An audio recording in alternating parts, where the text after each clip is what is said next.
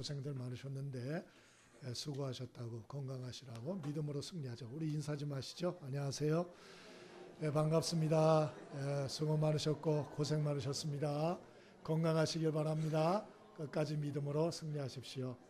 건강하십시오. 반갑습니다. 유모집 책에 나오는 얘기인데요. 어떤 쥐가 고양이를 피해서 도망가고 있었습니다. 막다른 골목에 딱 이르렀는데 더 이상 쥐가 살 길이 없어요. 이때 쥐가 갑자기 이상 행동을 합니다. 연탄재에 몸을 막 뒹굴기 시작하는 거예요. 깜짝 놀란 고양이가 잡아먹으려다가 놀라서 묻습니다. 너 왜 그래? 너 왜 그래? 이렇게 묻습니다. 그러니까 쥐가 비장한 웃음을 입가에 띠면서 이야기를 했답니다. 못 먹는 밥에 재 뿌리고 있는 중이다. 왜? 이랬다 하고 유모집에 나와요. 뭐 쥐가 막다른 골목에서 이 정도로 용기를 낼 수 있다? 거짓말이에요. 대다수의 쥐는 이 공포심에 신경 조직이 굳어가지고 움직이지도 못한답니다. 그러나 우리가 쥐하고 비슷한 좀 경향도 있다 생각은 좀 들어요.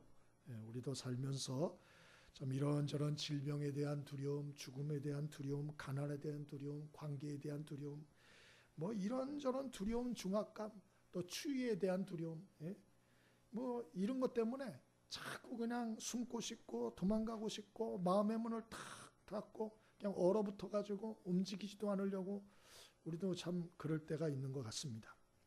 오늘 본문의 제자들이 바로 그런 상태인데요.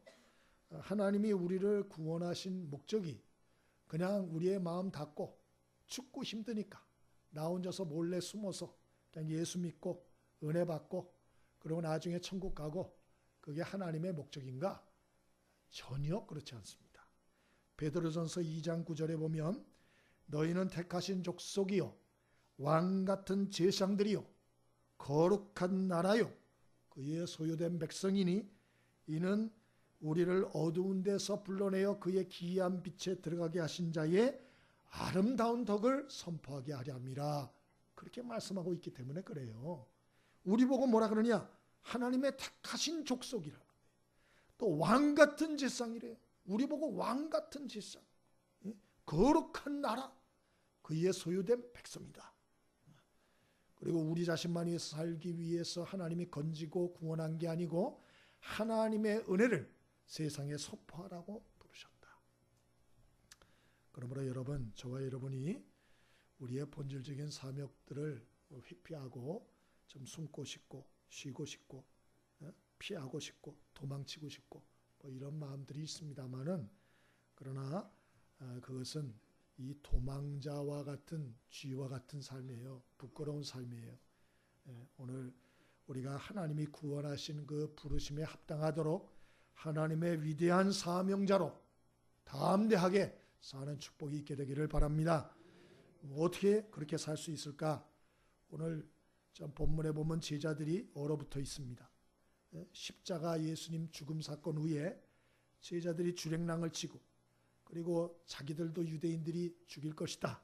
두려움에 사로잡혀가지고 마가의 다락방에 모여서 문을 다 닫아 걸고 숨어 있었어요. 우리의 모습하고도 비슷한 면이 있다 생각이 듭니다. 오늘 예수님이 그들에게 나타나셔서 주신 말씀들을 통하여 우리도 하나님의 위대한 사명자의 삶을 살기 위해서 우리에게도 회복해야 할 것 몇 가지를 생각해 봅니다. 첫 번째로 19절입니다. 19절 함께 읽습니다. 19절 말씀. 자, 시작. 이날 곧 안식 후 첫날 저녁 때에 제자들이 유대인들을 두려워하여 모인 곳에 문들을 닫았더니 예수께서 오사 가운데 서서 이르시되 너희에게 평강이 있을지어다. 아멘. 우리가 하나님의 위대한 사명자들로 살기 위해서 첫 번째로 회복해야 할 게 무엇인가? 그것은 마음의 평안이에요. 마음의 평안. 오늘 예수님이 유대인들 때문에 두려워 덜덜덜 떨고 있는, 그래서 문을, 마음의 문도 집의 문도 꽁꽁 닫아 걸고 있는 제자들에게 부활하신 예수님 나타나서 제일 먼저 한 소리가 뭐냐? 복음을 증거하라? 아닙니다. 사명을 감당하라? 아닙니다. 제일 먼저 하신 말씀이 너희에게 평강이 있을지어다. 그걸 한 번 하지 않고 21절에도 또 너희에게 평강이 있을지어다 두 번에 걸쳐서 강조하며 말씀하고 있어요. 왜 이게 중요하나? 내 마음에 평안이 없고 기쁨이 없고 은혜가 없고 여러분 근심과 두려움과 불안이 가득하면 무슨 사명을 감당하겠어요? 자기 하나도 감당 못하는데. 안 그래? 자기 마음에 평안이 없는데 누구한테 뭐 평안을 전해주고 복음을 증거하고 그러겠냐고요. 그래서 예수님이 가장 먼저 하신 말씀이 너희에게 평강이 있을지어다 그렇게 말씀을 하신 거예요. 그러면 어떻게 우리가 마음의 평강과 평안을 가지고 살 수 있습니까? 평안이 있을지어다 이렇게 한다고 평안이 생기나요? 그렇지 않아요. 두 가지예요. 첫 번째, 하나님 사랑에 대한 믿음과 확신을 가지셔야 돼요. 하나님의 사랑에 대한 믿음과 확신을 갖자. 따라해 보세요. 하나님 사랑에 대한 믿음과 확신을 갖자. 그래야 됩니다. 사람이 왜 두려움과 공포에 눌려 사나? 근본적으로 하나님의 사랑에 대한 믿음과 확신이 없어서 그래요. 스펄전 목사님이 청년 하나를 상담했습니다. 이 청년은 두려움에서 헤어나질 못하는 거예요. 교회를 다니는데도. 막 설명을 하는데도 알아먹질 못해. 그래서 이 목사님이 어떻게 하면 두려움에서 벗어나게 할까 고민하다가 성경책을 딱 가져오셨어요. 성경책 딱 가져오고 그리고 연필을 딱 가지고 자네 이 성경책 위에 연필 세울 수 있어? 이렇게 물어봤어요. 그러더니 청년이 못합니다. 그거 어떻게 세워요? 응? 나는 세울 수 있다네. 목사님 어떻게 세운다? 보게. 그리고 딱 잡고 딱 세웠어요. 세웠지? 그러니까 청년이 어이없는 실수를 하는 거예요. 그거 나도 그렇게 할 수 있어요. 그러자 목사님이 얘기를 하셨대요. 스펄전 목사님이 얘기를 합니다. 자네, 우리 이 연필이 스스로 설 수 없듯이 우리 인생 자체가 스스로 설 수 없는 존재야. 우리가 우리의 힘으로 이 세상에 나왔나? 이 세상에 살 때도 코에 호흡만 떨어지면 우린 죽어. 죽는 것도 우리 마음대로 못해. 우리는 이 연필처럼 우리 스스로는 못 써. 우리 스스로는 강하지 않아. 우린 다 약해. 하나님이 잡아주셔야 우린 살 수 있는 거야. 태어나면서부터 그랬어. 누군가 날 잡아줘야 돼. 도와줘야 돼. 끝까지 나를 잡아줘야 살 수 있는 거야. 하나님이 우리를 잡아줘야 살 수 있는 거야. 하나님에 대한 믿음을 갖게. 그리고 이사야 41장 10절 말씀을 설명해 줬대요. 이사야 41장 10절 다 같이 읽어보겠습니다. 자, 시작.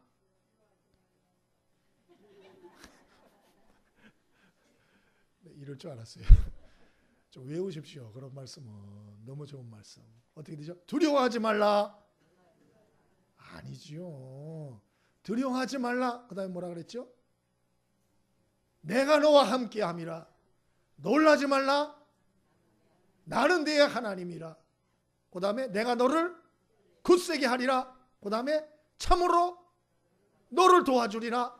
그 다음에 참으로 나의 의로운 오른손으로 너를 붙들리라. 할렐루야. 그 말씀이에요. 이거 얼마나 은혜로운 말씀인지 몰라요. 외우세요. 두려워 말라. 내가 너와 함께 함이라. 놀라지 말라. 나는 네 하나님이 됨이라. 내가 너를 굳세게 하리라. 참으로 너를 도와주리라. 참으로 나의 의로운 오른손으로 너를 붙들리라. 할렐루야. 네? 근데 이 얘기를 하나님이 착하고 올바르고 잘 나가는 사람들한테 해준 게 아니고요. 하나님의 말씀을 지겹게 안 듣고 망해가지고 바벨론의 포로가 되어서 바벨론 땅에 포로로 끌려가 있는 백성들에게 주신 말씀이에요. 예? 그 백성들에게 하나님, 나 너 포기하지 않았어. 낙심하지 마로. 절망하지 마로. 두려워하지 마로.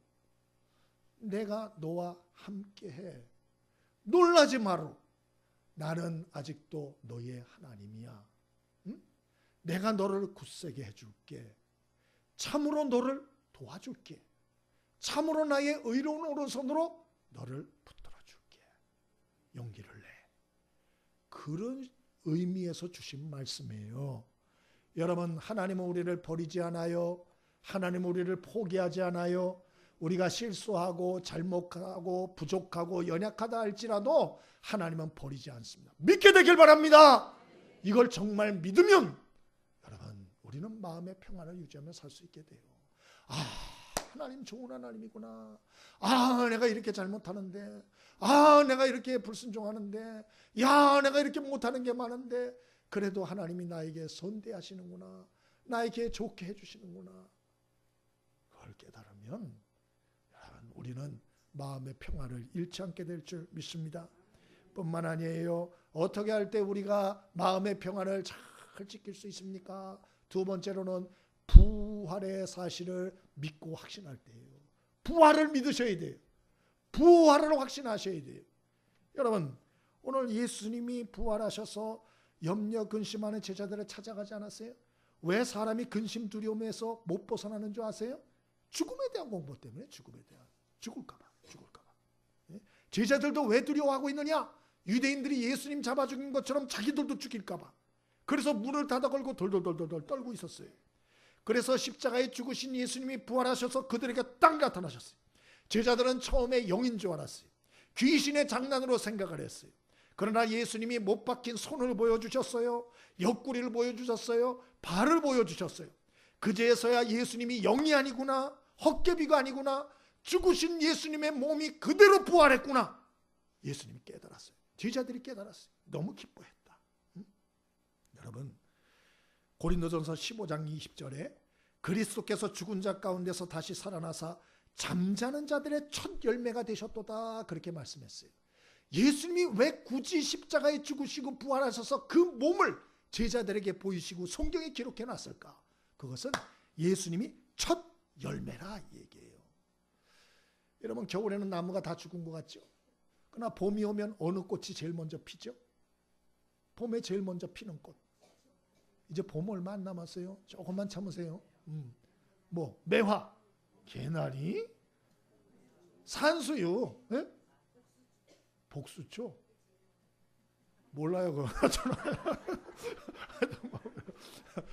복수초인지 하여튼 뭐 산수유나 하여튼 이런 거, 매화, 그런 거 피죠. 여러분, 우리가 매화가 피고 그 다음에 복수초가 피고 산수유가 피면 뭘 직감하게 되죠? 봄이 왔구나. 또 다른 꽃도 필 거다 안 필 거다? 피겠구나 하고 알잖아요. 똑같아요. 예수님이 왜 굳이 부활하셔서 그 처참한 몸을 그대로 제자들에게 부활하셔서 보이셨을까? 나 첫 열매야. 너희들도 죽으면 그대로 부활해. 오늘 확신의 사실로 우리에게 보여주기 위함임을 잊지 않게 되길 바랍니다. 그래서 예수 믿는 자들은 죽음을 두려워하면 안 돼요. 죽음이 끝이 아니에요. 세상은 짧아요.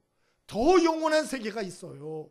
죽음 후에 하나님의 온전히 영원한 하나님과 함께하는 세계가 있다는 걸 잊지 않게 되길 바랍니다. 어떤 권사님이 임종하셨는데요, 좀 말년에 힘들게 돌아가셨어요. 이분이 간에 문제가 있어가지고 병원에 입원해가지고 쉽게 수술해서 나을 줄 알았는데 이 수술이 잘못된 거예요. 그래 재수술을 했는데 폐혈증이 온 거예요. 투석기를 24시간 돌리고 피를 투석하고 수혈하고 격리시키고, 근데 더 문제는 뭐냐? 슈퍼박테리아에 감염이 된 거예요. 아이고 난리가 난 거예요. 그런데 더 문제가 생겼어요. 대장 출혈이 또 온 거예요. 대장 절제 수술을 하셨어요. 손가락과 발가락이 괴사가 되고 막 그러는데 나중에 결국 안 돼서 소천하셨어요. 여러분, 인간적으로 억울해요, 안 억울해요? 억울하죠. 여러분의 만약에 가족이나 누가 이랬으면 이런 거 참겠어요? 예? 병원에 가서 그냥 멱살잡이를 하지, 뒤집어 놓지. 안 그래요?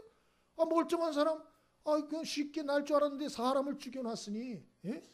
그러나 이 유가족들은 여러분 믿음의 가정이었어요. 힘들었죠. 얼마나 괴로웠겠어요.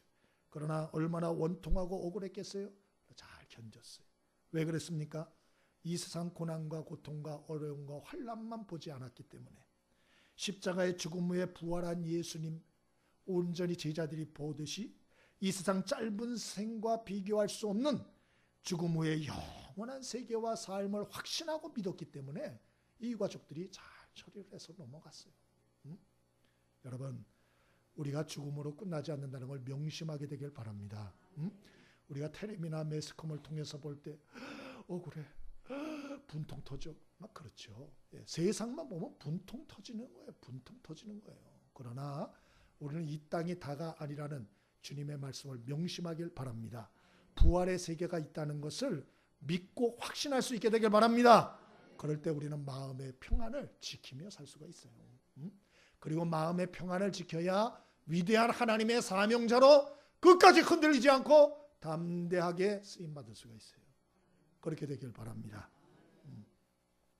두 번째로 우리가 어떻게 할 때 하나님의 위대한 사명자로 살 수가 있을 것인가? 23절입니다. 함께 같이 읽어봅니다. 21절입니다. 21절 시작.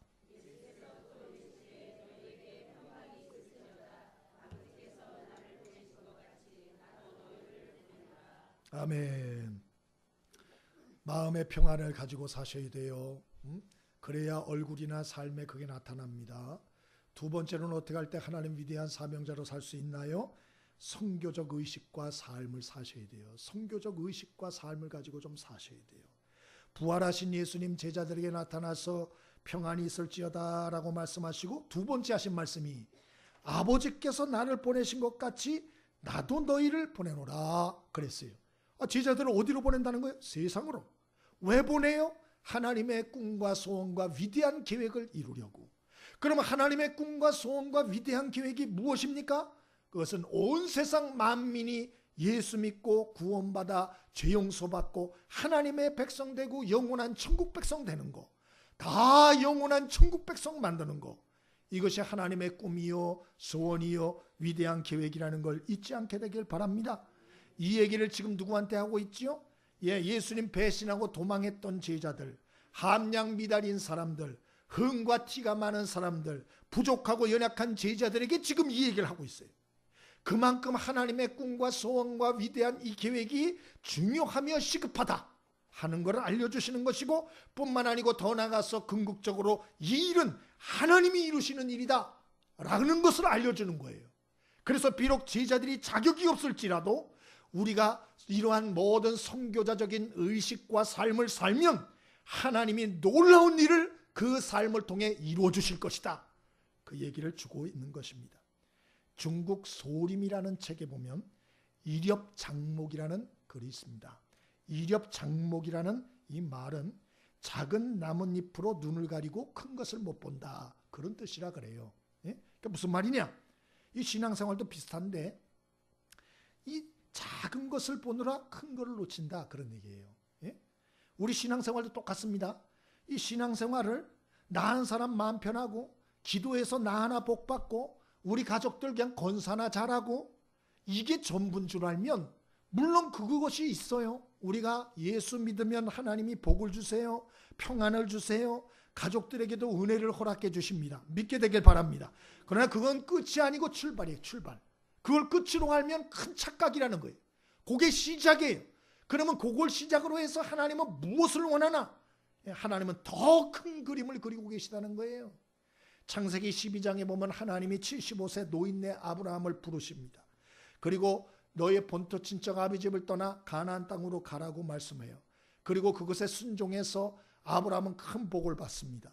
우리는 그런 말씀을 보면서 하나님 말씀에 순종하면 복을 받는구나. 나도 하나님 말씀에 순종해서 복을 받아야지. 이것은 작은 걸 보는 거예요. 작은 거. 굉장히 작은 거예요. 작은 거. 더 큰 것을 봐야 돼요. 아브라함의 삶을 통한 하나님의 크고 광대하고 위대한 계획을 볼 줄 알아야 돼요. 그 위대한 계획이라고 뭐냐? 75세 아브라함을 딱 하나 불러서 하나님이 뭐라고 약속하나? 너 하나 마음 편하고 잘 먹고 잘 살다가 죽게 해줄게 하는 그렇게 약속 안 합니다. 하나님이 약속한 건 두 가지예요. 크게. 첫 번째로 내가 너로 큰 민족을 이루게 해주겠다. 너 자식 하나 없지? 그러나 내가 너를 통해서 새로운 한 나라를 만들어줄게. 그 약속을 주셨어요. 여러분, 하나님이 여러분을 딱 부르셔서 예를 들어서 내가 너를 통해서 믿음의 한 민족과 국가를 만들어주겠다. 여러분, 이건 놀라운 얘기 아니에요?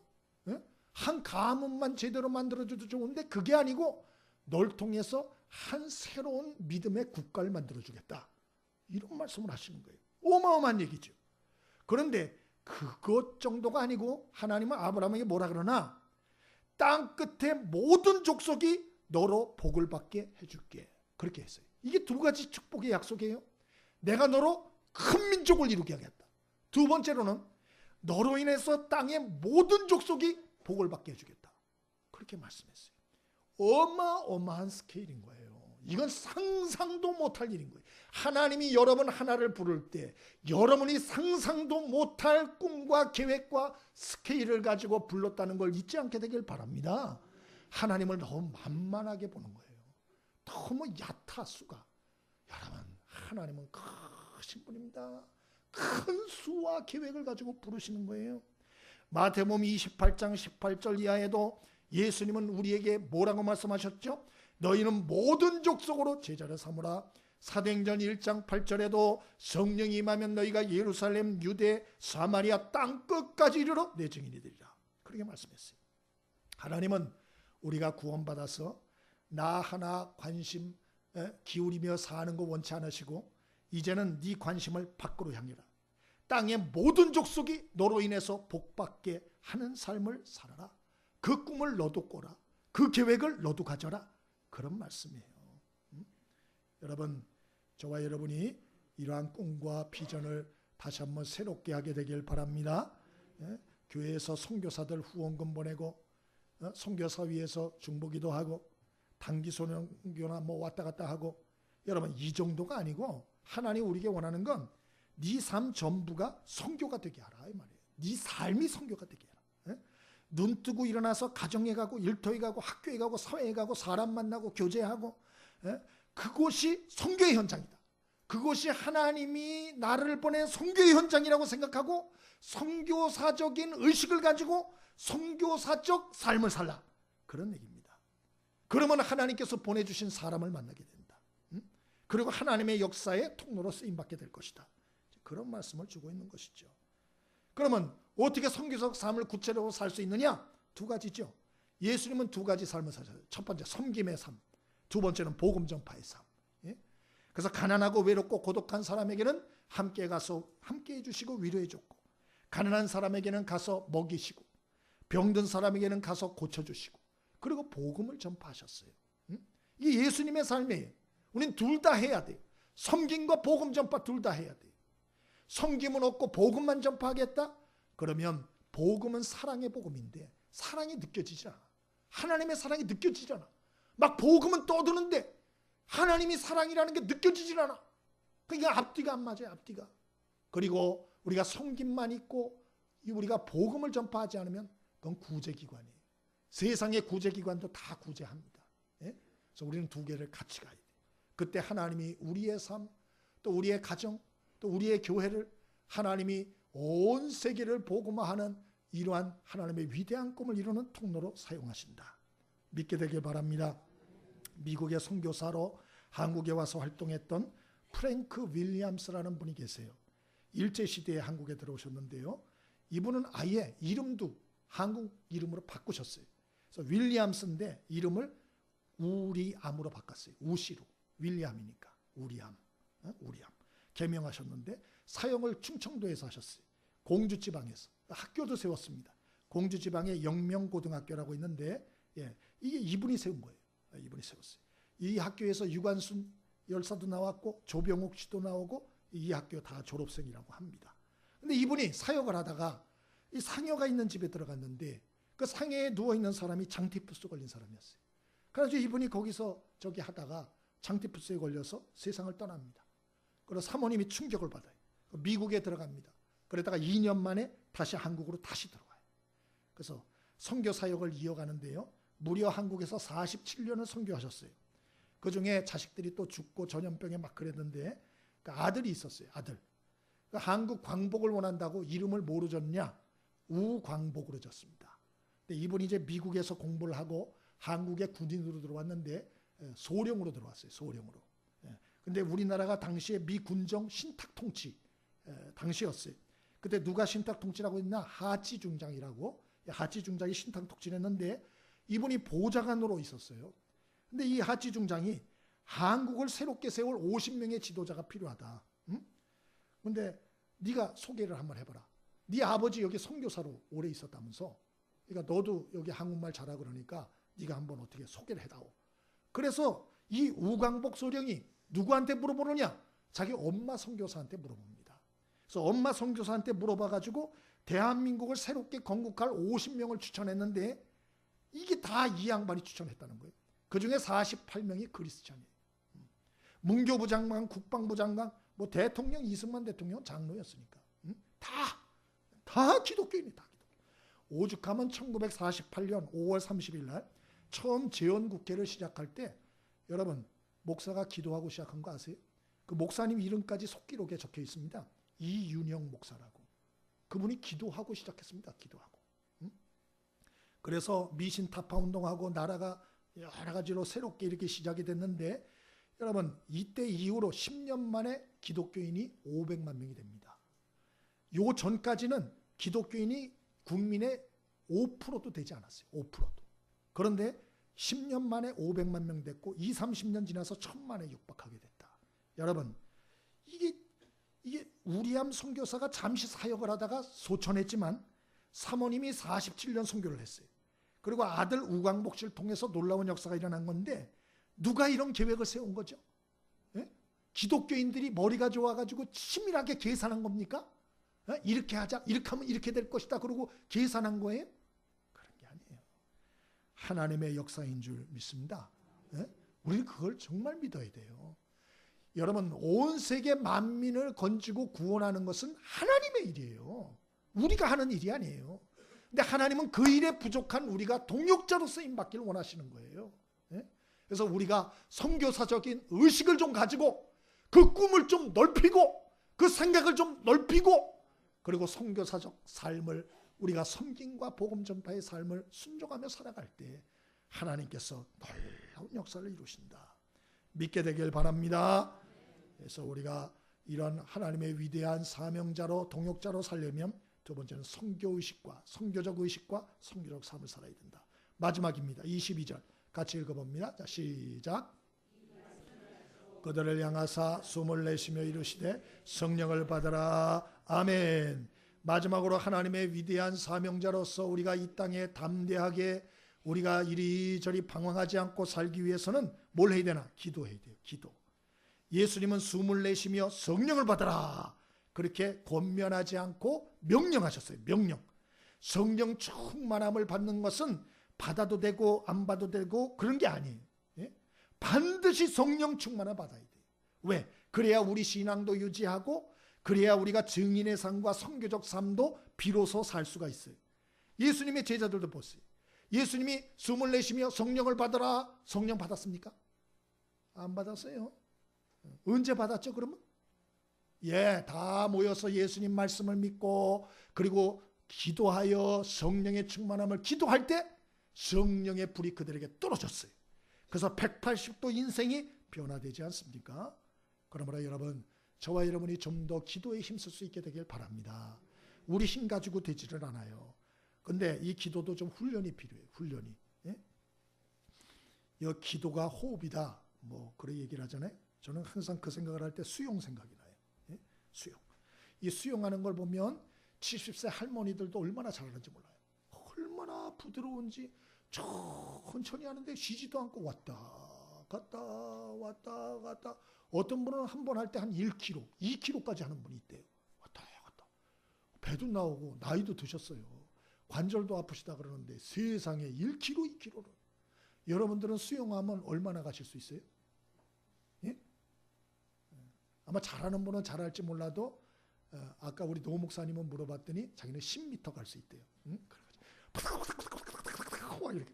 젊다고 수영 잘하는 게 아니에요. 수영 잘하는 비결은 뭐냐? 호흡을 훈련해야 돼요. 호흡을. 그래서 음파 훈련 알죠? 음파 이거 잘해야 됩니다.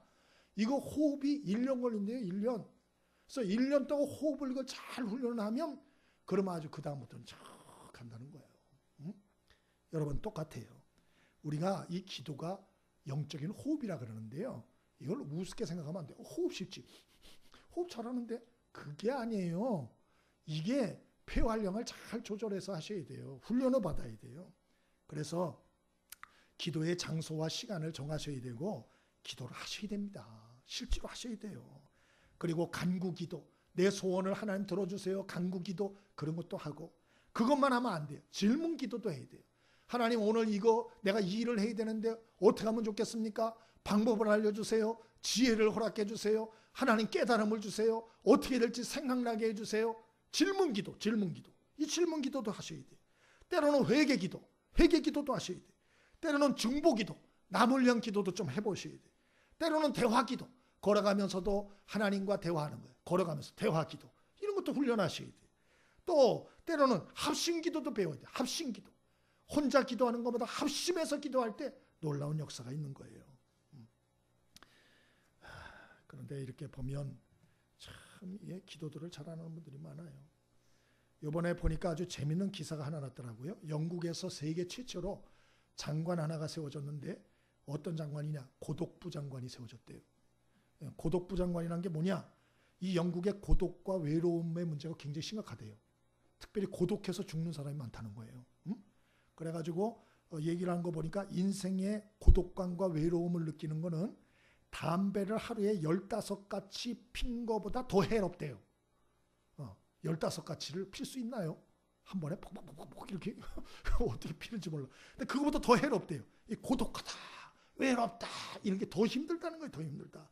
그래서 이 고독의 문제가, 고독사의 문제가 영국 사회의 큰 문제라서 요번에 장관까지 임명했다. 그 이름까지 나왔는데 제가 못 적어왔어요. 예?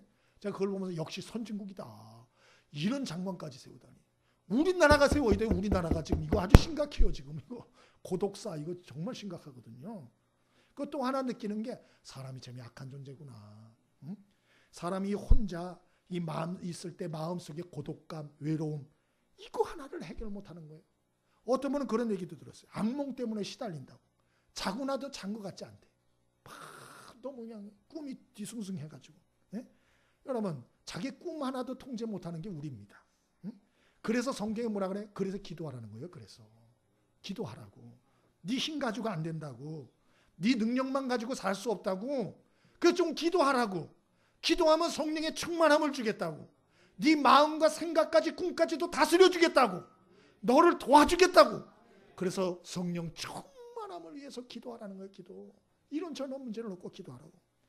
근데 기를 쓰고 기도를 안 해요. 기도를 안 해요.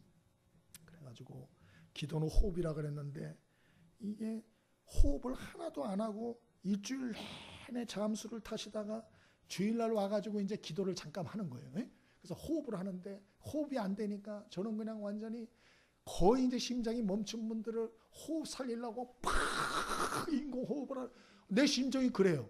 살려야 돼. 그리고 겨우 살아났어. 근데 월요일부터 가가지고 또 기도를 안 하는 거예요. 또 잠수를 안 하는 거예요. 숨을 안 쉬어요. 그리고 주일날 돼가지고 또 실신 상태로 응급 119 은성교회로 또 와가지고 제가 또 살려서 제 심정이 그래요. 여러분 제발 인공호흡에 매달리지 마시고 자가 호흡할 수 있게 되길 바랍니다. 우리 옆에 사람에게 인사 좀 하시죠. 우리 자가 호흡하며 삽시다.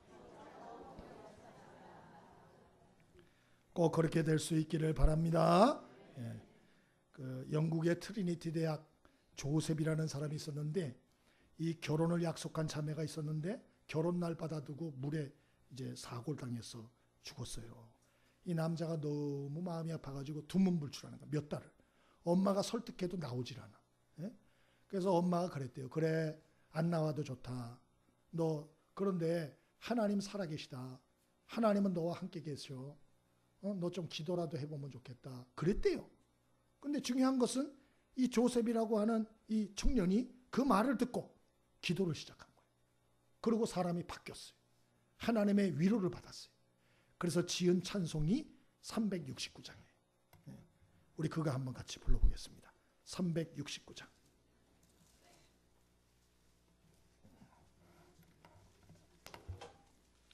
(369장)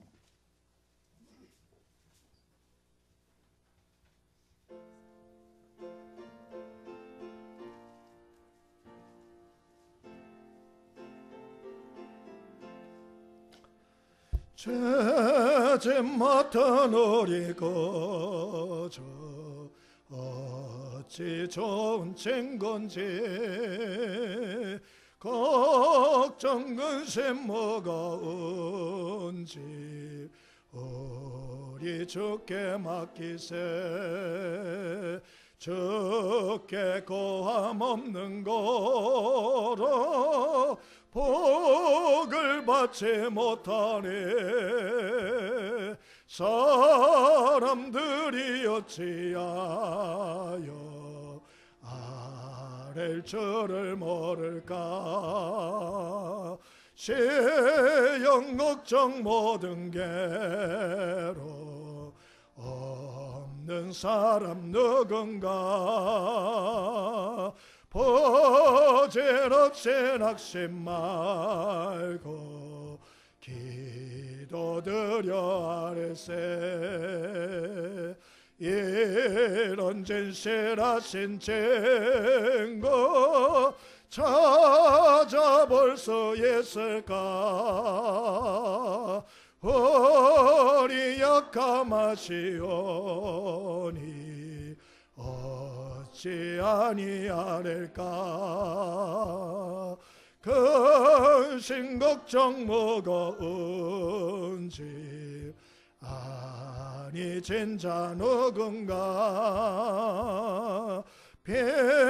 피난처는 우리 예수 주께 기도드리세. 세상 친구 멸시야 너를 조롱하여도 예수 품에 안기어서 내 위로 받겠네. 아멘. 오늘 이 시간 말씀 기억하며 함께 기도하겠습니다. 하나님, 연약하고 부족하고 믿음 없는 우리를 불러주셨습니다.